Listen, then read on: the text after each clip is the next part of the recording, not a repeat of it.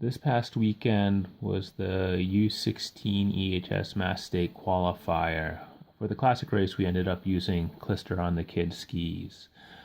Watching the kids clean their skis after the race was quite painful. I think they made more of a mess after cleaning the skis than what was on there beforehand.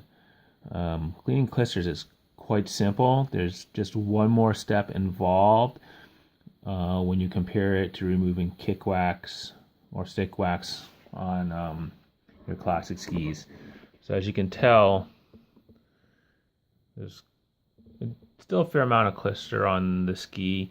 Klister is quite sticky. It's kind of like pine sap. So the key to cleaning Klister off and not getting it all over the place is using toilet paper. What I like to do is I'll cut toilet paper in strips and lay it down on top of the Klister area.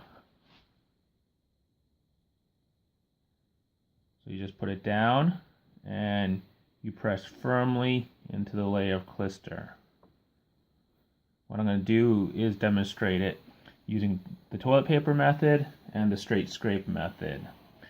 The tools that we use to clean Klister are going to be either the red paddle, which is this, or a putty knife.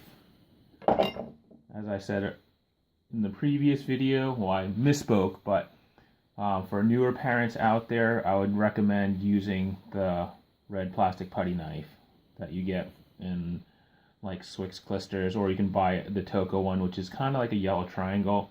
I prefer the Swix one. I find it works a little bit better just because of the shape. So like stick wax, we're going to do one side at a time, and the key is to press firmly and move the scraper along at an even pace. So I've put toilet paper on, I've pressed it down, and what I'm going to do is just take the scraper and push.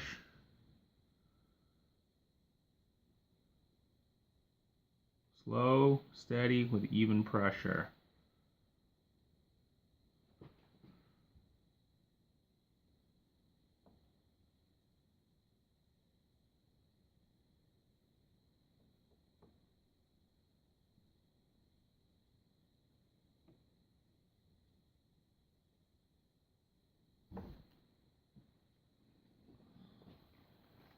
And what we can see is all the Klister gets trapped in this little piece of toilet paper now. When we look at the ski,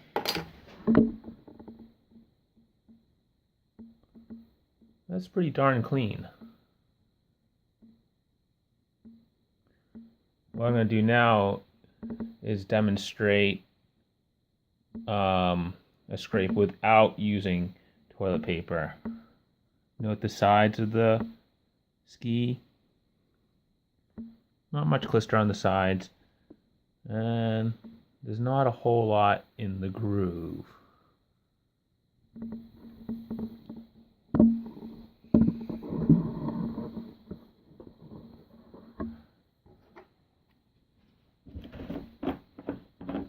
Clean off my putty knife as well, or my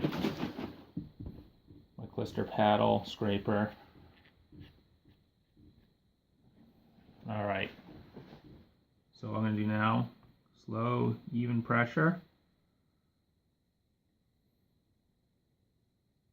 So I don't know if you can see it, but as we push this Klister off the ski, it's pushing off to the side and also a little bit in the grooves.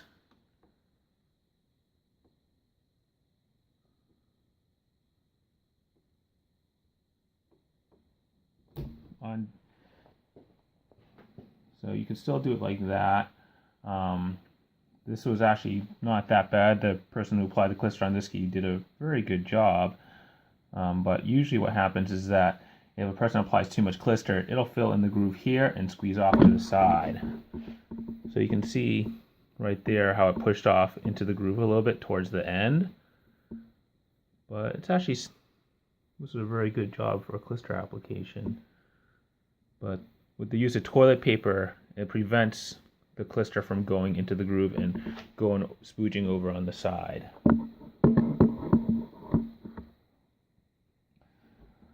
I'm going to clean the putty knife again, remove the piece of Klister, and now I'm just going to clean out the groove a little bit.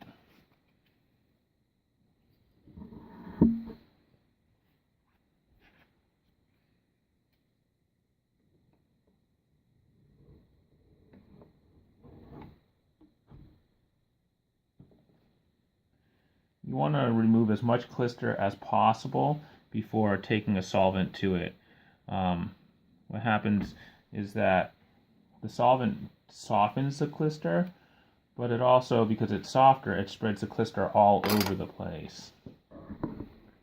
So that ski is actually pretty clean. Not much Klister left on it. I'm going to take some solvent now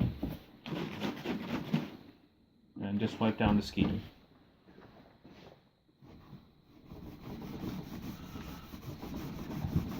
Always apply solvent to the rag, never directly to the base of the ski. When you apply to the base of the ski, a lot of times it spreads out too much, and then you're removing like some of the glide wax on the tips and tails. Also, the solvents can take away the marks on the side of the ski that indicate your wax pocket. A little more solvent. We're going to clean off the sides as well of the ski. Klister tends to scrub off to the side as kids snowplow or go around a corner.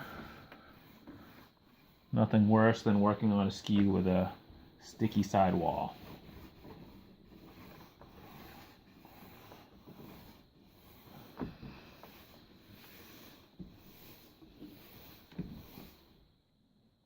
So that's it on cleaning Klister off a ski. I'm going to take my hand, run it up and down, it's nice and smooth.